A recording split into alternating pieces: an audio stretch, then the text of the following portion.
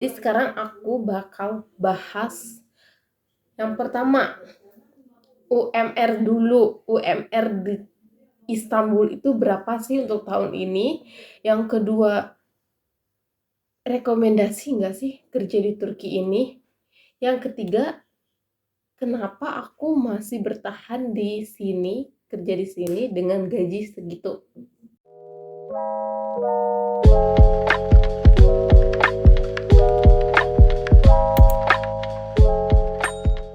Halo teman-teman, welcome back to It's Me, Umi.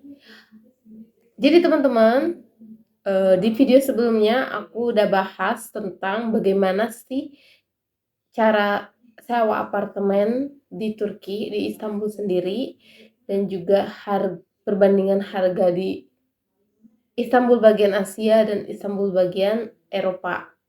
Dan di video kali ini aku bakal bahas tentang pekerjaannya.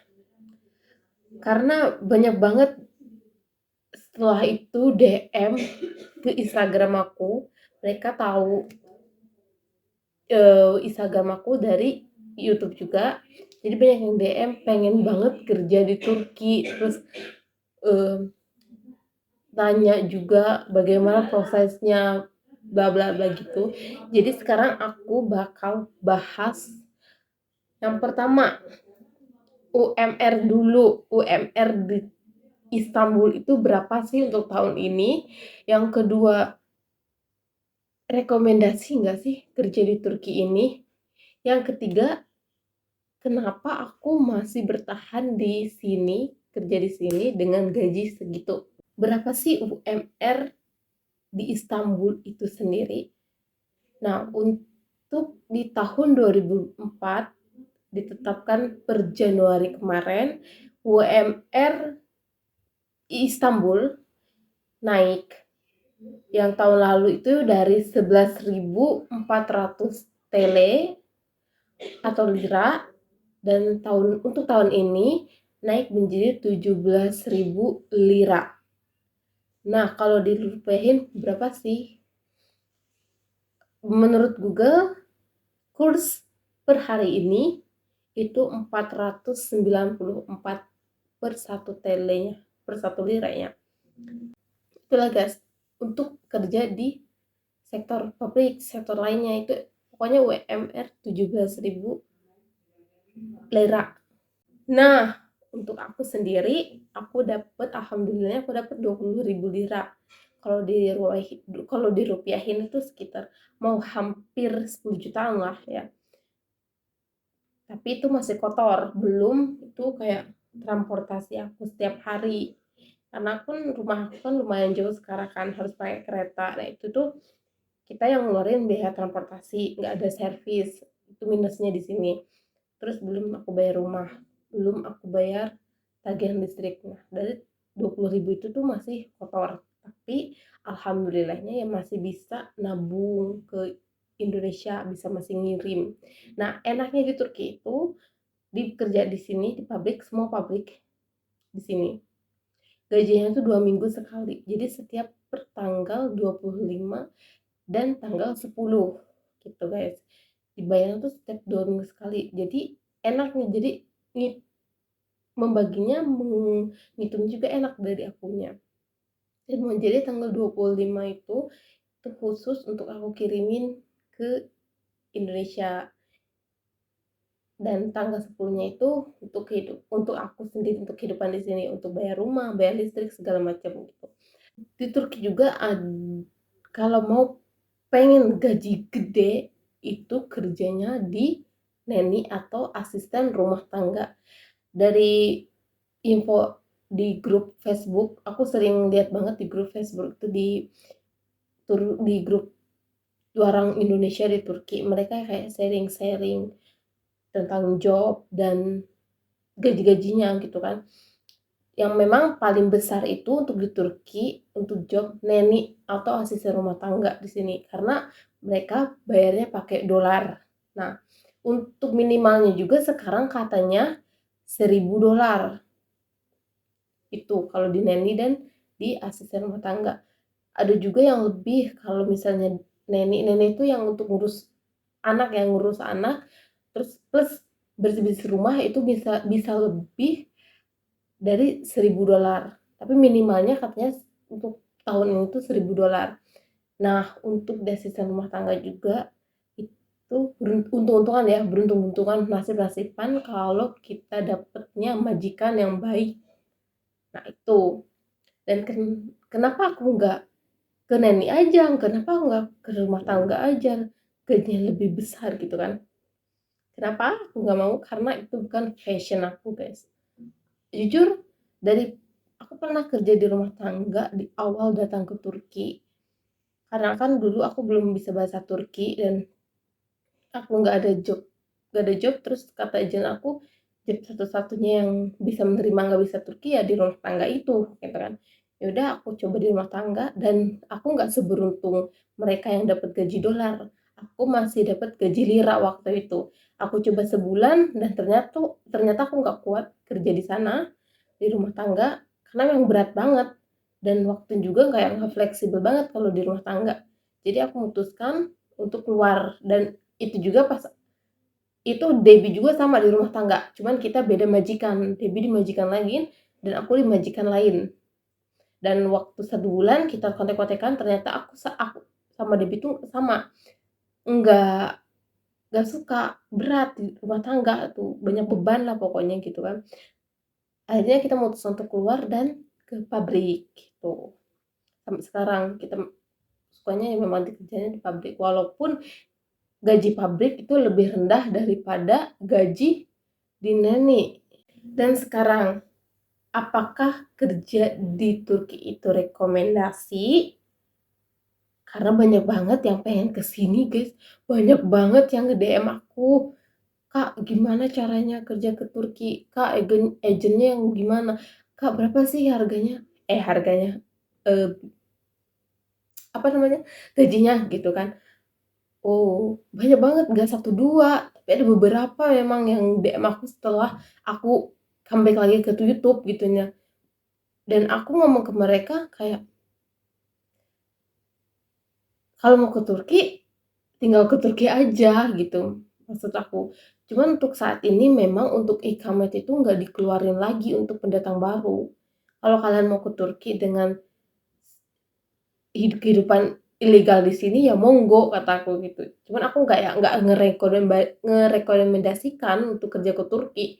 No, sama sekali nggak rekomendasi.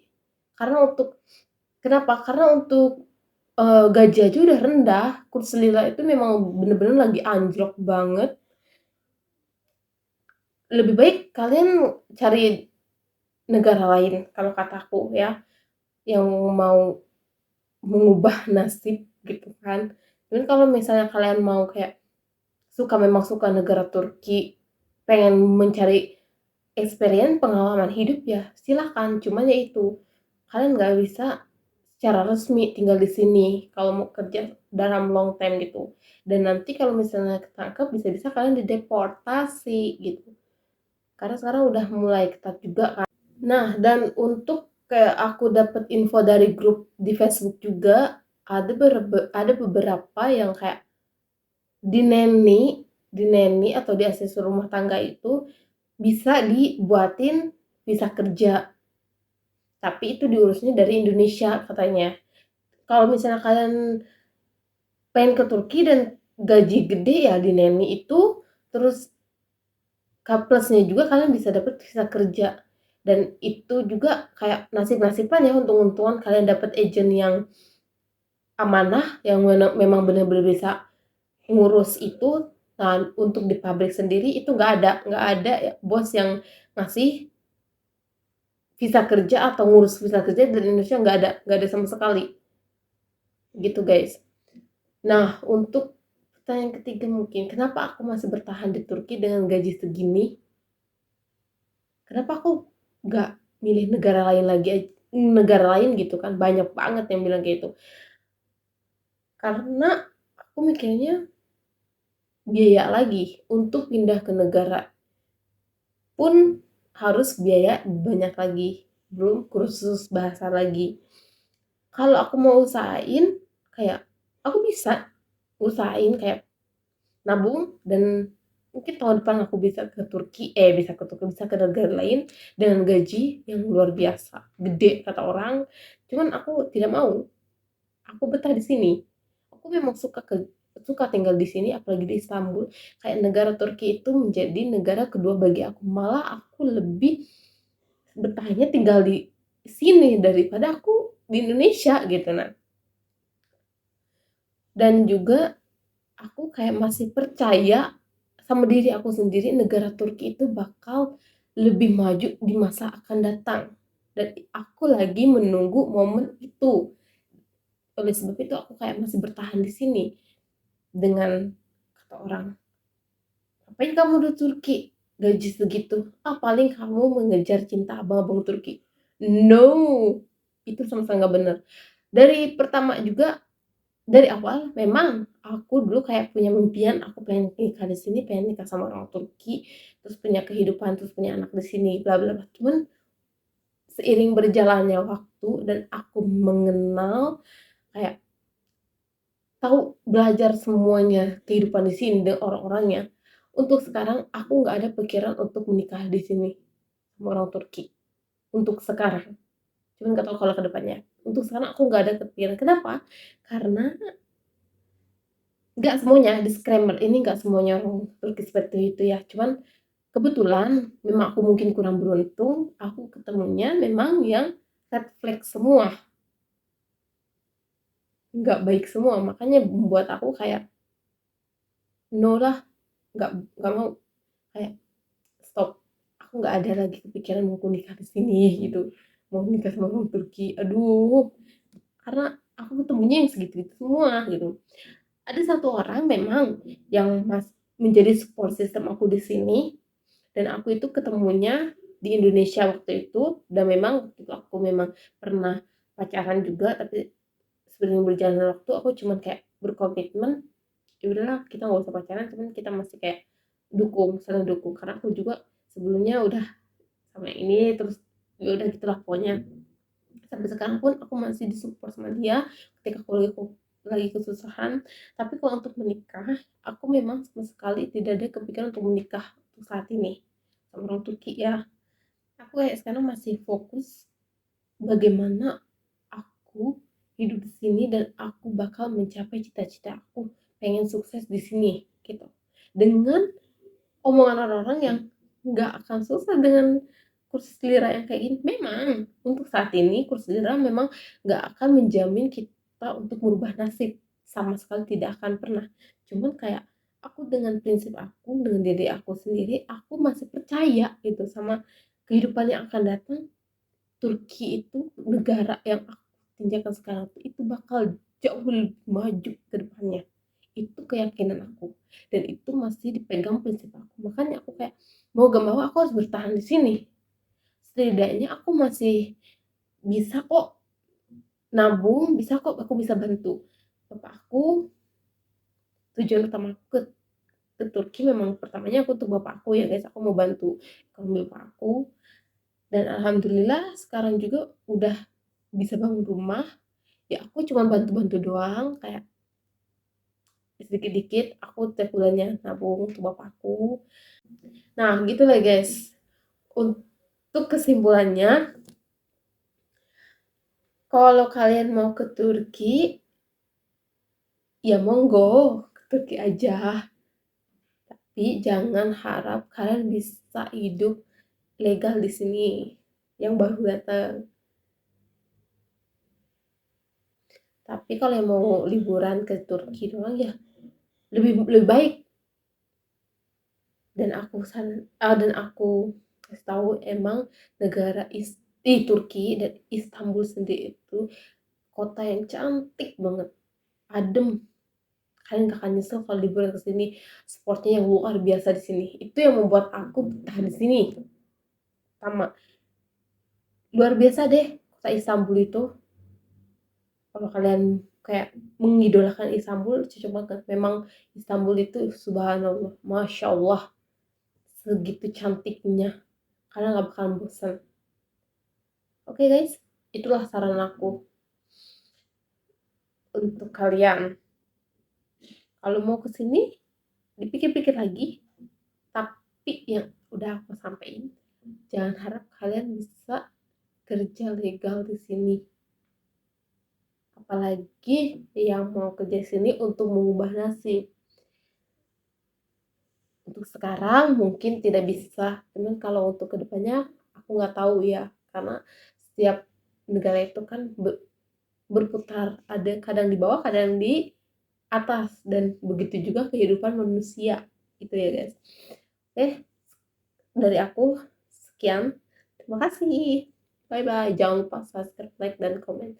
Kita bahas lagi, kita kupas tuntas lagi tentang dunia perturkian aku. Bye bye.